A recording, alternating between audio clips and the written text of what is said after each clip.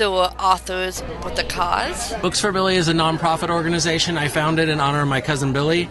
It helps raise money for families of brain cancer victims. It's a field guide, and it's formatted so that you can learn more also about animals that live here. As well as children's books to provide comedy. And I also have a children's book, Gaspar the Flatulating Ghost.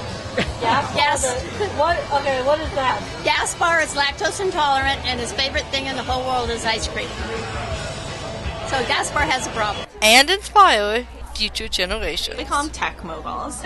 Yeah, so each of the girls actually, and we don't have it here, has her own kind of like tech superpower, if you will. So we have like the business boss, the graphics guru, the coding queen, the bestie blogger, the digital diva, and the gadget girl, which is kind of the engineer of the group. So they use all their kind of tech superpowers to make this site. Kind of like little Mark Zuckerbergs. There were a wide variety of historical books, which require some research. And the store was crowded, and a lady that worked there came up to me and said, "Is there anyone you would like to know more about who lived in New Orleans?" And I said, "Yes." I was writing a book at that time on E.G. Belloc, a photographer that lived there, and she said, "Follow me." And no one else did she ask. Two of them are in a series. They have mixed mystery with history. And the two-book series called the Zane Rigby series. Zane Rigby is an FBI agent who has to solve modern-day murder mystery, but the only way he can do it is to unravel a puzzle in the past involving an American president. I used David Hume and Albert Einstein. I studied them thoroughly so I could become cured of schizophrenia. And that's what the book is about, my experiences of schizophrenia in regards to being cured. So it's just you take a spiritual truth and you apply it to something natural.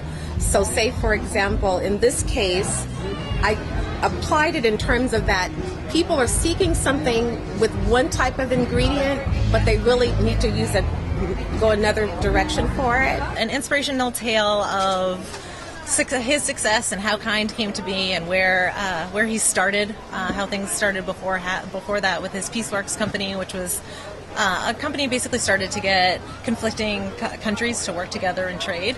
And while he was doing that, he needed healthy snacks and couldn't find any, so he came up with Kind. And books told from an immigrant perspective about coming to America. But it's loosely based on my own experiences coming to this country from England when I was 18, running out of money in Mississippi and running the elevator at the Robert E. Lee Hotel in Jackson, Mississippi, and running into segregation at that time. So a lot of the beginning of my life is taking away my voice, which led me to a very dark path.